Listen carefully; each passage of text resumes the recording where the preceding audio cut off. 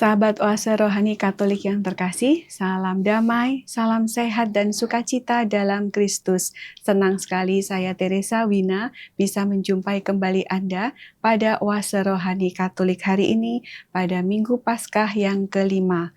Hari ini kita akan dibimbing oleh Romo Canisius Rudi Saleh CDD. Romo Rudi, terima kasih sudah hadir Romo. Ya. Salam sehat dan salam Paskah untuk Mbak Teresa Wina. Ya, salam Paskah Romo. Dan juga teman-teman pendengar sahabat dan pecinta Oase Rohani Katolik dimanapun kalian berada. Selamat berjumpa lagi. Semoga rahmat dan semangat Paskah kebangkitan Tuhan kita Yesus Kristus selalu menyertai kita semua. Amin. 主内兄弟姐妹们，大家好，愿耶稣基督复活的喜乐及恩宠降福大家，赐给大家平安与喜乐。阿门。 Amin. Baik, mari kita segera awali perjumpaan kita hari ini dengan doa pembuka yang akan dipimpin oleh Romo Rudi. Silakan Romo. Dalam nama Bapa dan Putra dan Roh Kudus. Amin. Amin. Allah Bapa yang kami muliakan bertata di surga, kami kembali mengucap syukur atas anugerah berlimpah yang boleh kami alami di dalam hidup kami.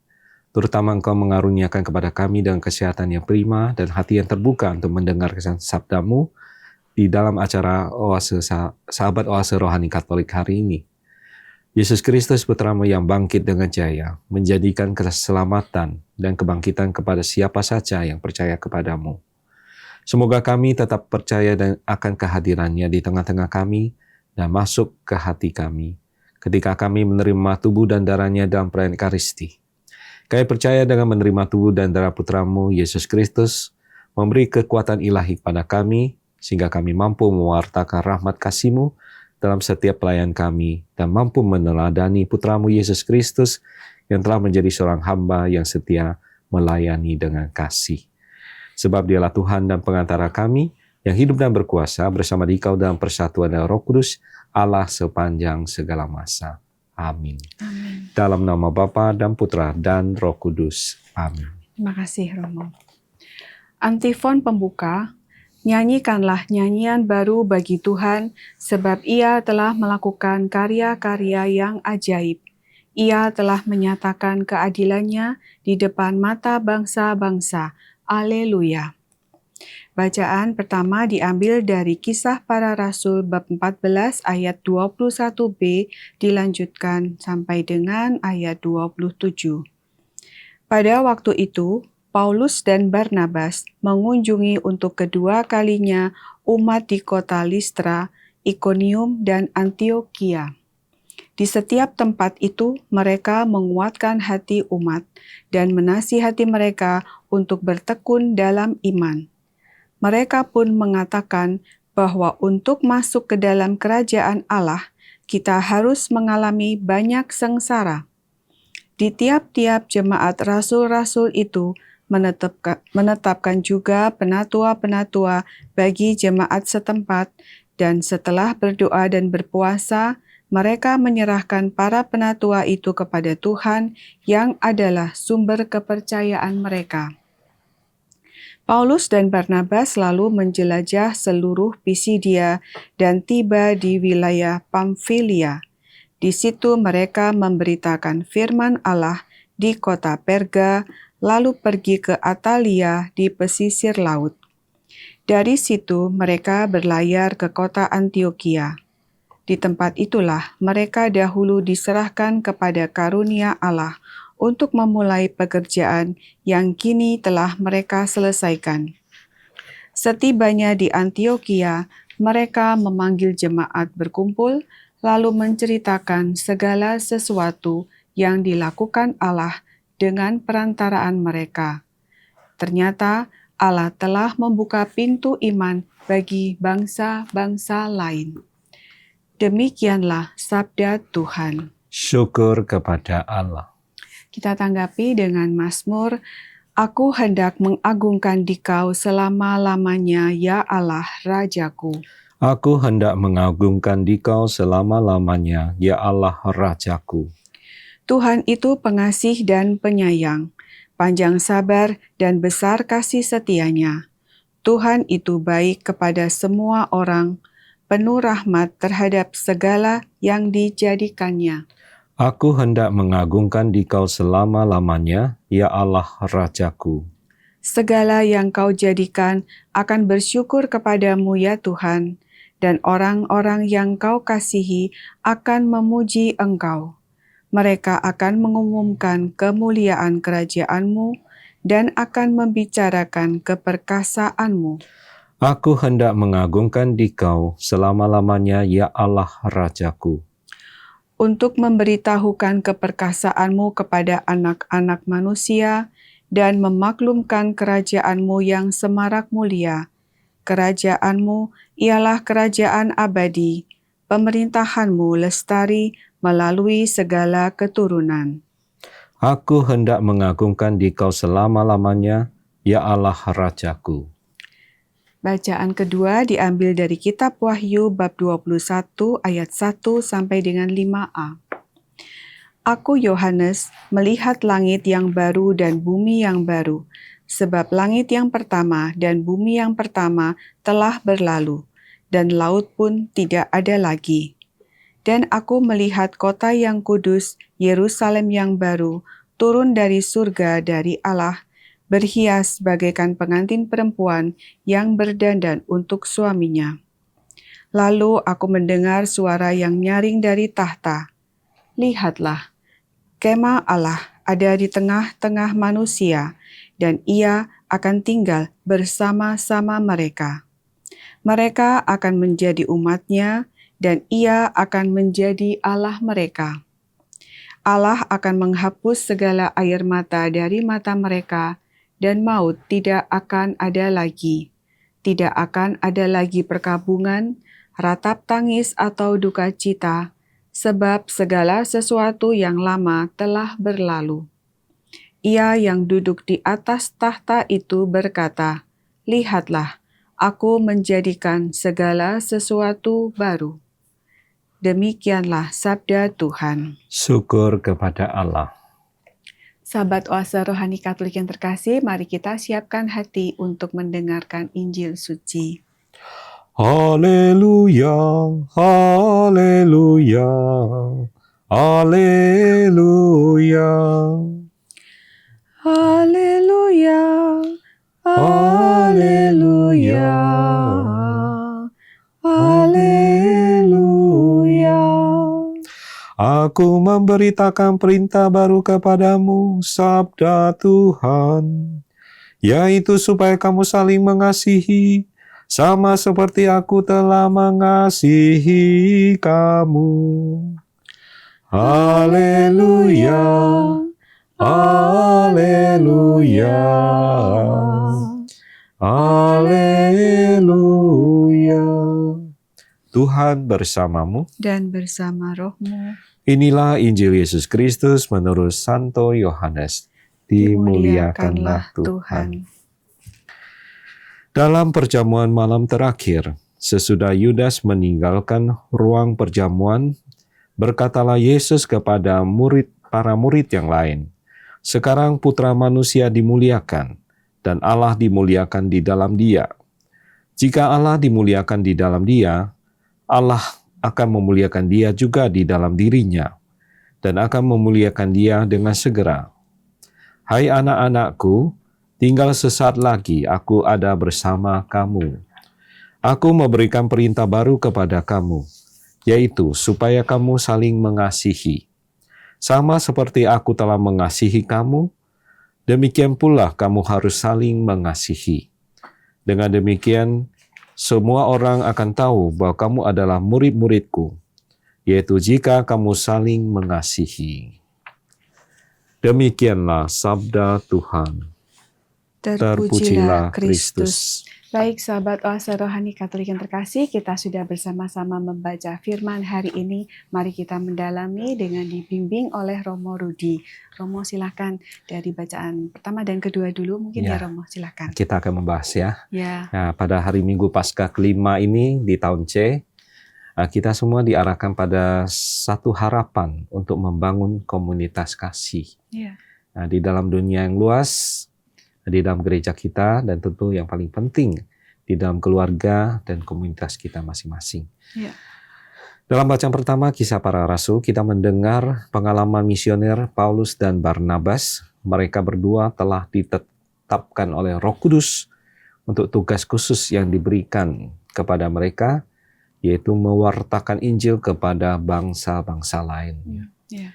Nah, dalam perjalanan misionernya yang pertama itu, mereka melakukan perjalanan melewati daerah-daerah seperti yang dikatakan dalam bacaan pertama tadi, Listra, Iconium, Antioquia, Pisidia, Pamfilia, Perga, dan Atalia. Nah, di tempat-tempat ini mereka memberikan peneguhan dan menasehati para penduduk di sana, jemaat di sana, supaya bertekun dalam iman. Orang dapat bertekun dalam iman kalau mereka mengasihi Tuhan dan sesama. Untuk mewujudkan kasih ini dibutuhkan pengorbanan yang besar. Penderitaan datang silih berganti. Orang yang mengalami kasih Allah seperti Paulus dan Barnabas tak henti-hentinya menguatkan jemaat untuk hidup dan bertekun dalam kasih. Kasih itu pengalaman bukan sekedar perkataan saya kira ya. Mari kita perhatikan cuplikan pengalaman Santo Paulus ini. Setibanya di situ Antioquia, mereka memanggil jemaat berkumpul. Lalu mereka menceritakan segala sesuatu yang Allah lakukan dengan perantara mereka. Dan bahwa Ia telah membuka pintu bagi bangsa-bangsa lain kepada iman. Dalam Kisah Para Rasul 14 tadi ayat 27. Sebelumnya Paulus dan Barnabas sendiri sudah mengalami penolakan dan penganiayaan di Antioquia dan di Pisidia sebenarnya karena orang-orang Yahudi tidak menerima Yesus sebagai Tuhan. Nah, mereka hanya percaya kepada Tuhan Allah dalam perjanjian yang lama. Nah, sehingga Paulus dan Barnabas menasihati jemaat bahwa untuk masuk ke dalam kerajaan Allah itu harus mengalami banyak sengsara. Seperti penolakan tadi kan suatu bentuk penolakan itu sengsara. Sharing pengalaman, membangun kepedulian bersama dalam pewartaan adalah jalan yang terbaik untuk membangun komunitas kasih dan boleh dikatakan peradaban kasih. Jadi orang yang tidak bisa membagikan pengalaman kasihnya tidak akan mampu membangun peradaban kasih. Nah, tentu saja peradaban kasih dalam komunitas tidak serta-merta jadi spontan jadi. Orang harus mengalami penderitaan dan pengorbanan tadi seperti macam-macam penolakan. Nah, di sini kita belajar bagaimana Paulus dan Barnabas menyiapkan bangsa-bangsa untuk mengasihi Allah meskipun kemartiran merupakan harga mati. Tetapi Tuhan selalu baik Dia terbaik. Seperti di dalam kitab Wahyu, di balik penderitaan ada kemenangan untuk membangun komunitas kasih yang semuanya baru. Jadi ada langit dan bumi baru yang dianugerahkan dari surga bagi orang yang percaya kepada Tuhan. Artinya mereka siap menjadi martir ini. Jadi harga mati ini. Jadi Tuhan tidak membiarkan mereka, Tuhan akan menyertai mereka. Penyertaan Tuhan sungguh dirasakan oleh semua orang. Dan dengan demikian kasih-Nya sungguh hadir di tengah-tengah manusia. Nah, Tuhan sendiri berjanji dalam kitab Wahyu. Dan Ia akan menghapus segala air mata dari mata mereka dan maut tidak akan ada lagi. Tidak akan ada lagi perkabungan atau ratap tangis atau duka cita sebab segala sesuatu yang lama itu telah berlalu. Nah, tentu saja kalau Tuhan bertindak maka yang ada dan dialami oleh manusia adalah sebuah komunitas kasih di mana peradaban kasih juga bertumbuh subur di dalam diri dan keluarga serta masyarakat kita. Romo, kalau tadi Romo katakan ada istilah kasih, peradaban kasih dalam komunitas, kira-kira kita kalau mau meneladani Paulus dan Barnabas itu, apa yang bisa kita pelajari bagaimana mereka menyatakan kasih itu, Romo? Pengalaman kasih mereka bagaimana sebenarnya yang ditonjolkan. Jadi dalam bacaan pertama dikatakan Paulus dan Barnabas memang berbagi pengalaman kasih dengan setiap komunitas yang dikunjungi sehingga bisa membangun suatu peradaban kasih. Jadi tentu saja peradaban kasih ini tidak terjadi spontan begitu saja. Jadi orang bahkan harus mengalami jatuh bangun. Jadi bahkan penderitaan yang penuh pengorbanan. Menurut mereka suatu ciri-ciri komunitas Peradaban itu sesungguhnya sederhana, itu di mana mereka bisa saling mengasihi.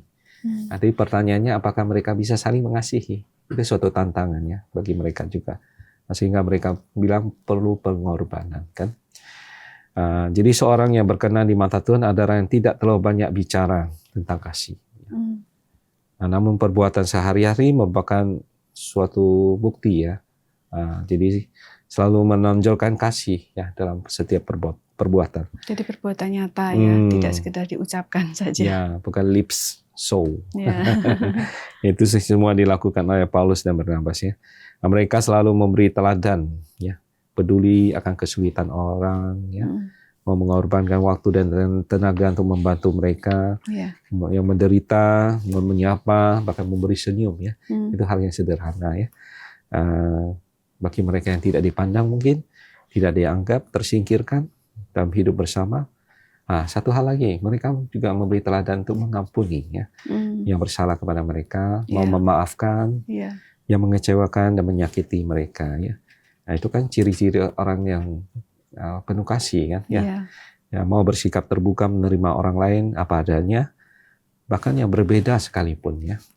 Mereka kalau dipikir-pikir untuk melakukan itu semua bagi Paulus dan Barnabas memang tidak sederhana kan. Mereka harus merendahkan diri ya di hadapan Tuhan dan sesama. Misalnya soal mengampuni, memaafkan orang, meninggalkan keegoisan dirinya sendiri, kesombongannya ya.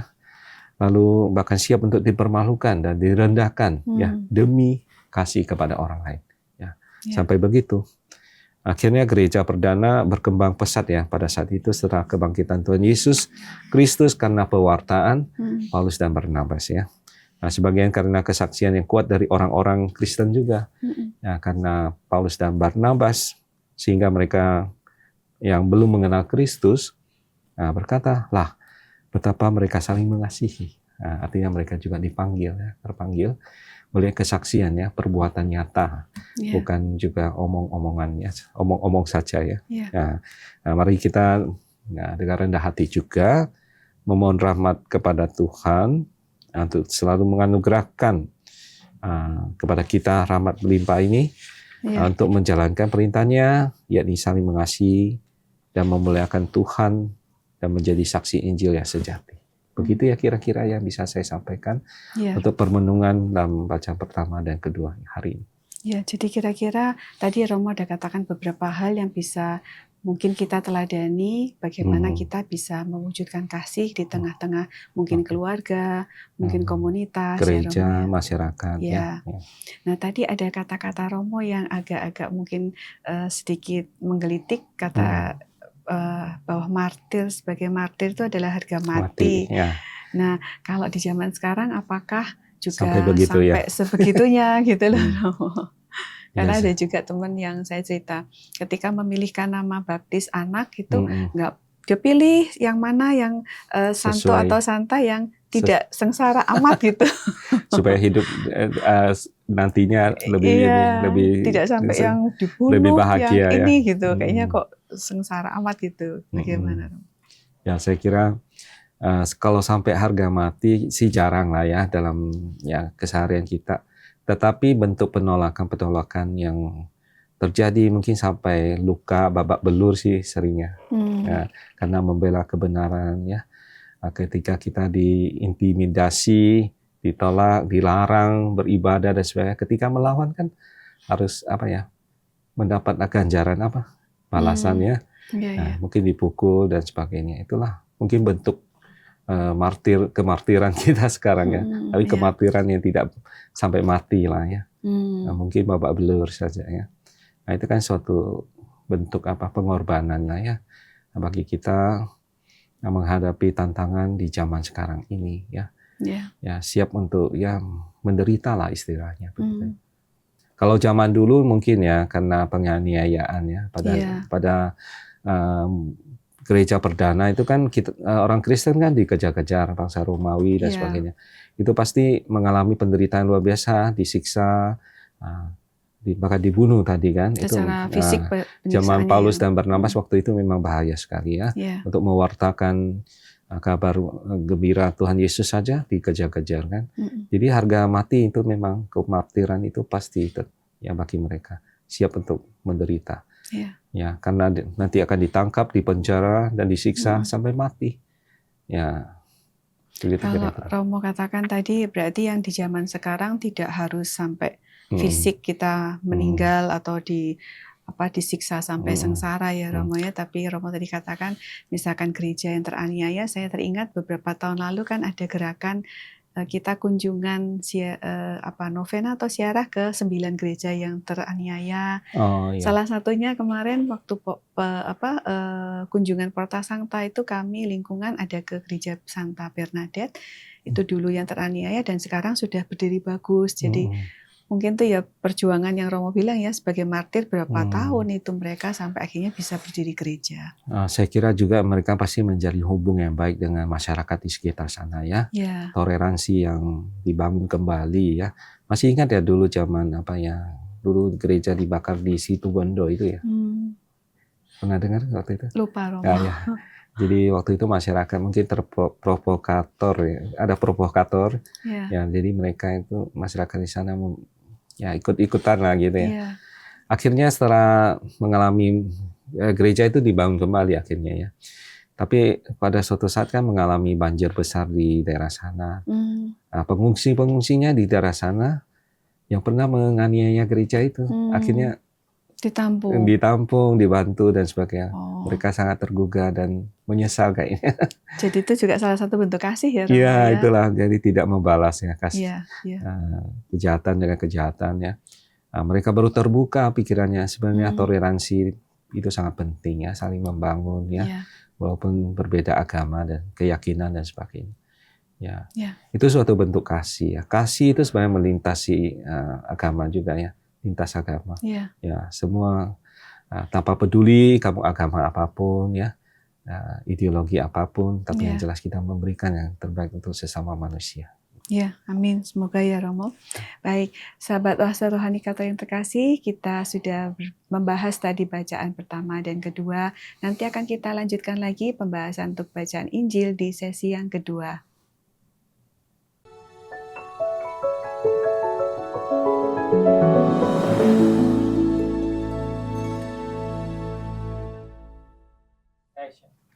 Sahabat Oase Rohani Katolik yang terkasih, terima kasih Anda masih setia mengikuti Oase Rohani Katolik hari ini bersama dengan Romo Canisius Rudi Saleh, CDD, dan saya Teresa Wina.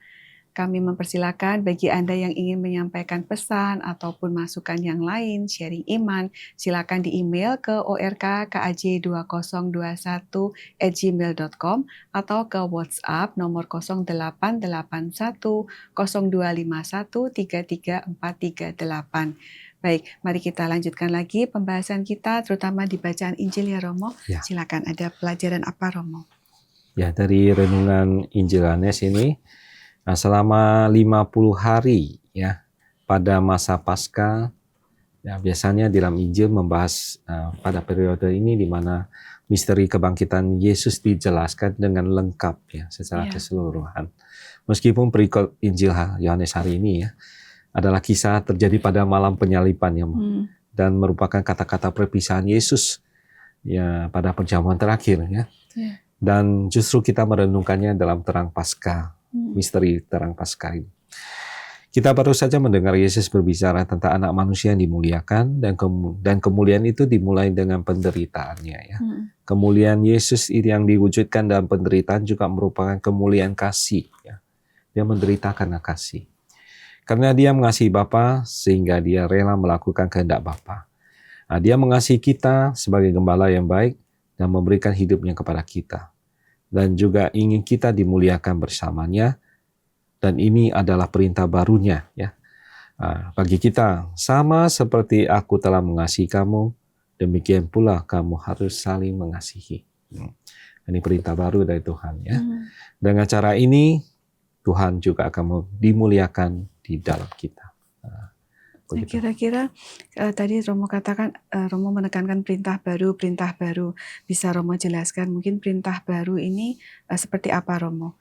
Dikatakan di sini, aku memberitakan perintah baru kepada kamu, yaitu supaya kamu saling mengasihi, gitu ya Romo. Ya, jadi bagi kita orang Kristiani, ini kasih ya, tidak pernah alfa ya. Alfa untuk dinyanyikan dalam perayaan gereja ya. Khotbah kita lihat juga dalam gereja mendominasi ya, mimbar-mimbar Ketika gereja. pernikahan tuh pasti lagu kasih. Lagu kasih ditonjolkan ya. Iya. Seminar, ceramah, pendalaman iman dan lain-lain kan. Nah, namun mesti disadari bahwa walaupun kasih paling sering dibicarakan ya, mungkin dibahas dinyanyikan ya. Jadi kita lihat kenyataan itu hanya sebatas wacana teori saja ya, lip service. Karena susah ya. Ya, karena dalam praktek kehidupan sehari-hari, cara hidup kita sering kali tidak mencerminkan kasih. Iya. Ya, contohnya ya, faktanya ini, faktanya banyak sekali terjadi kekacauan, perpecahan, permusuhan, ya, peperangan, penolakan, kebencian, balas dendam dan lain. Bukan saja antar agama, tapi di dalam gereja kita sendiri pun sering terjadi. Ya. Yeah. Kekacauan, perpecahan, permusuhan, iri hati, dengki, egoisme, dan lain-lain. Ya. Tanda jelas bahwa kasih ternyata kurang atau bahkan tidak hidup dalam kehidupan kita sehari-hari. Maka Tuhan Yesus menegaskan di sini ya, dan bacaan Injil hari ini memberi teladan dan menunjukkan bagaimana seharusnya kasih yang benar itu diwujudkan dalam hidup kita sehari-hari. Yeah. Ya. Seperti itu yang dimaksudkannya. Apa saja yang ditonjolkan Yesus dalam Injil hari ini? Pertama, kasih itu memiliki daya tahan. Apa artinya? Jadi harus kita akui bahwa kebanyakan kasih itu gampang luntur, ya. Sehingga menjelma dalam diri menjadi kebencian, iri, ya. Seperti saya katakan tadi, mungkin dalam khotbah, dalam suasana senang kita ya memberikan kasih ya. Ketika kita benci, bagaimana? Iri, sombong. Ketika gampang, itu juga bisa berubah ya. Ya, gampang luntur, benar kata Romo. Ketika misalkan kita mengasihi seorang, ketika dia tidak berbalik, kayaknya udah luntur, mulai luntur. Ketika kita dikecewakan, apalagi ya, orang lain, apa kita disakiti atau dikhianati, kasih itu langsung luntur ya. Ya, betul tidak? Nah, dalam hal ini Tuhan Yesus memberi teladan bagaimana kasihnya yang tidak goyah ya. Walaupun ia menyadari betul saat itu bahwa tiba saatnya dia akan dikhianati ya, dalam macam tadi oleh Yudas ya. Yesus justru memberi perintah yang baru untuk saling mengasihi. Bayangkan ya. Yudas saja dikasihi. Masih dicuci kakinya ketika itu ya Romo. Ya, sesudah Yesus Yudas ini pergi ya, berkata, Yesus, aku memberi perintah baru kepadamu, yaitu supaya kamu saling mengasihi. Yang menarik dari kata baru ini berarti segar ya. Ya, betul nggak? Kasih itu harus selalu segar ya kepada orang lain. Ya. Tidak luntur atau goyah tadi ya. Karena sikap orang lain yang mengecewakan kita karena kasih dan kebaikannya telah kita lakukan ya, tetap tidak goyah. Terus yang kedua, kasih itu harus dipraktekkan, bukan sekedar teori. Sering kita sudah dengar kali ya. Bagi Yesus, kasih memang tidak cukup hanya diajarkan dengan teori ya.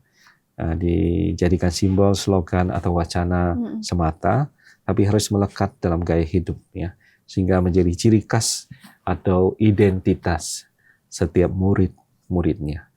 Untuk itu Yesus memberi pengajaran dan sekaligus teladan. Dia berkata apa? Supaya kamu saling mengasihi sama seperti aku telah mengasihi kamu. Jadi melalui ungkapan ini kita dapat memahami bahwa ketika ia memberikan perintah untuk mengasihi, ia terlebih dahulu telah mempraktekkannya ya. Kasih itu terlebih dahulu ya, sama seperti aku telah mengasihi kamu. Yesus ini memang tidak pandai berteori ya, tentang kasih, tetapi hidupnya adalah teladan bagaimana mengasihi orang lain. Dan yang paling mengesankan kasih yang diberikan Yesus apa? Ketika dia di Bukit Golgota adalah bukti kasihnya yang tiada taranya, disalibkan demi keselamatan umat.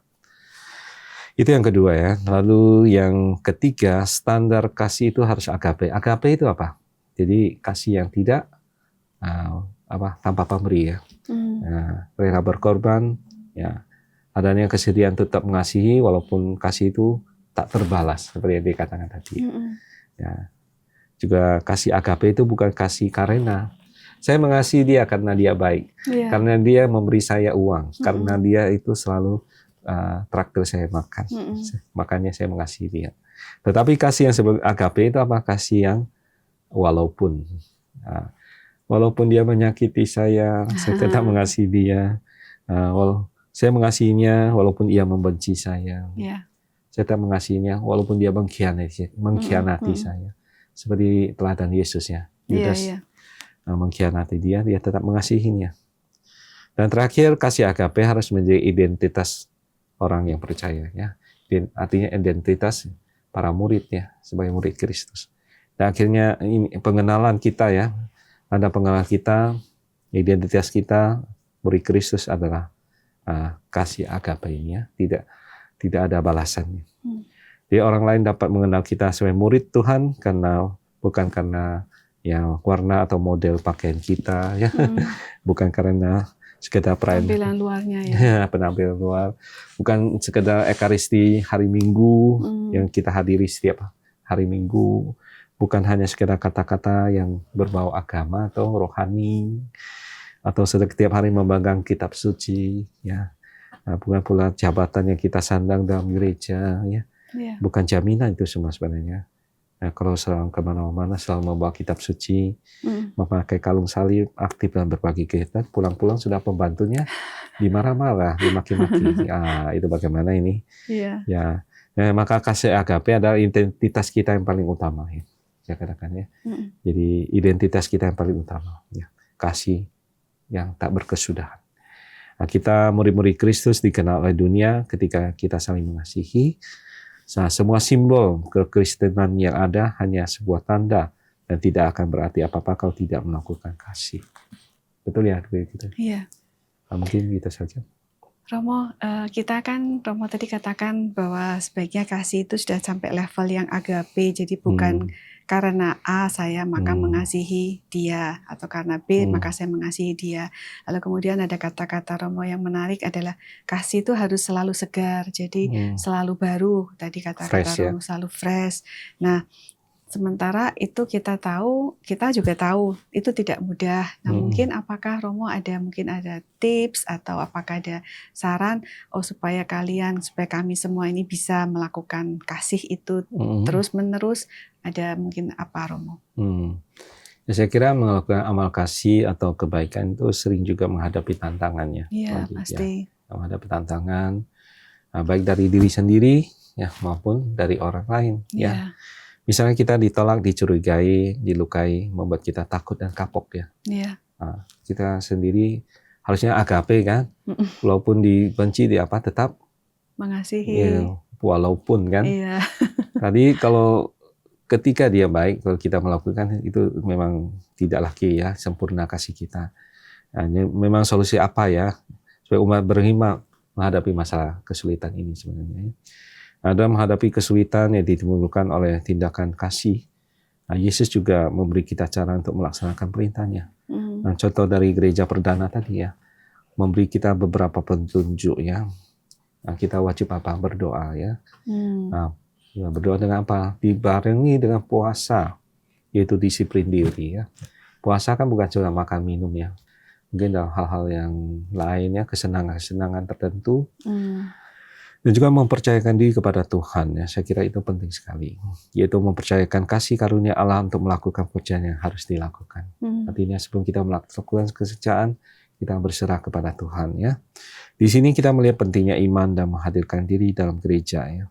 Yesus menetapkan, zaman sekarang ini kan ada sakramen-sakramen gereja ya, khususnya doa-doa dalam misa atau sakramen ekaristi yang sekarang ini kita ikuti bersama, dan juga Tuhan Yesus dengan penuh kasih bersama di dalam kita ya, menguatkan dan menumbuhkan iman kita untuk melaksanakan karya kasih ini yang melalui amal bakti, doa ya.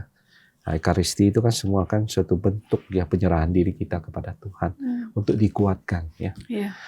Ingat penderitaan yang dialami karena melakukan cinta kasih adalah suatu kesaksian yang kuat sebenarnya. Unsur terpenting yang harus ditonjolkan adalah kasih tadi ya. Kasih yang tentu saja tidak membalas kejahatan dan kejahatan.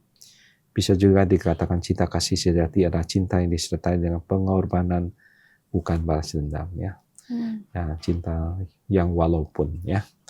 Semakin Anda menderita membuktikan semakin besar kasihmu ya. Maka menjadi martir harga mati.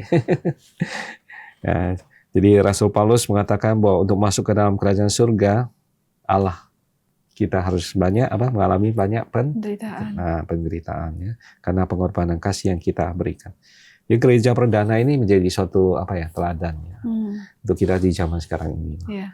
Yang berkembang pesat setelah kebangkitan Tuhan tadi ya dikatakan ya, karena mereka senantiasa memberi kesaksian yang kuat dari kasih orang-orang Kristen, ya, sehingga mereka bisa mengenal Tuhan Yesus. Ya mungkin itu saja yang bisa saya sharingkan. Jadi doa, puasa, mempercayakan semuanya kepada Tuhan ya. Penyerahannya, ya karena kekuatan kita tidak mampu lagi mengatasinya. Ya. Kita harus menyerahkan kepada kekuatan ilahi. Ya. Baik. Ya. Romo, sebelum kita menutup Oase Rohani Katolik hari ini, mungkin Romo ada pesan singkat yang merangkai seluruh bacaan hari ini, Romo. Baik ya. Jadi saat kita merenungkan sabda Tuhan melalui bacaan-bacaan hari ini, mari kita melihat betapa eratnya sabda Tuhan hari ini dengan pesan Konsili Vatikan yang kedua. Ya. Pada para bapa konsili pada saat itu mengajak kita agar kita bertumbuh dalam kepenuhan hidup Kristiani dan kesempurnaan kasih. Nah, tercantum dalam Lumen Gentium, butir 40. Artinya dalam persatuan dengan Kristus, kita dimampukan untuk mengasihi sesama dengan kasih Kristus. Artinya meneladani kasih Kristus. Ya. Dengan demikian kita mengikuti jejak Kristus yang membaktikan diri bagi kemuliaan Allah dan pengabdian terhadap sesama. Nah, meskipun bisa jadi itu melibatkan rasa sakit ya dari pihak kita karena pengorbanan yang kita berikan, namun dalam kesatuan dengan Kristus, semua itu akan diubahnya menjadi kasih yang mendatangkan kebahagiaan sejati. Amin. Dan juga menjadikan kita bertumbuh semakin menyerupai Dia. Ya. Dan saya tutup seluruh permenungan hari ini dengan mengutip kata-kata yang disampaikan oleh Santa Teresa dari Kalkuta, ya, yang sangat terkenal. Sebarkanlah kasih kemanapun engkau pergi, pertama-tama di dalam rumahmu, kasihanilah anak-anakmu, istri atau suamimu, dan tetanggamu. Jangan biarkan seorang pun yang datang kepadamu tidak merasa lebih baik dan lebih bahagia.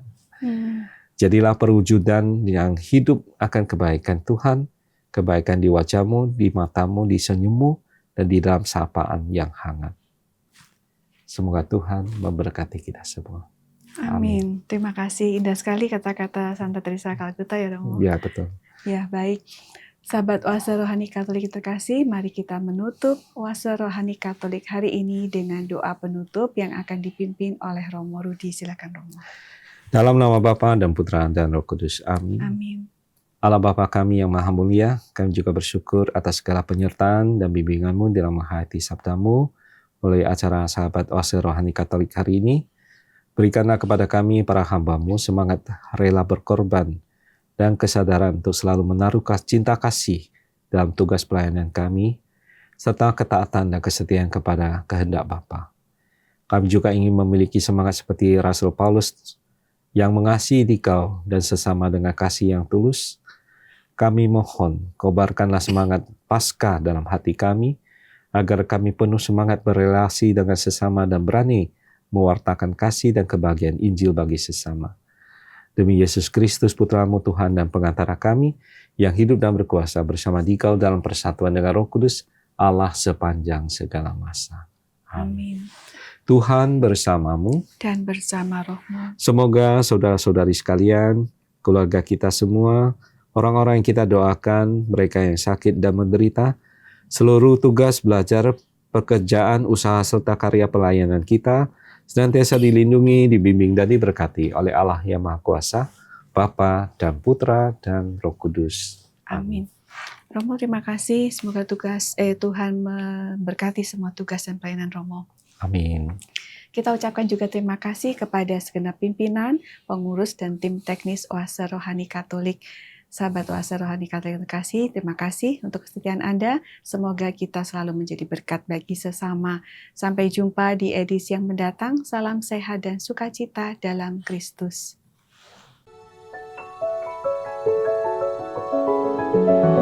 Thank you.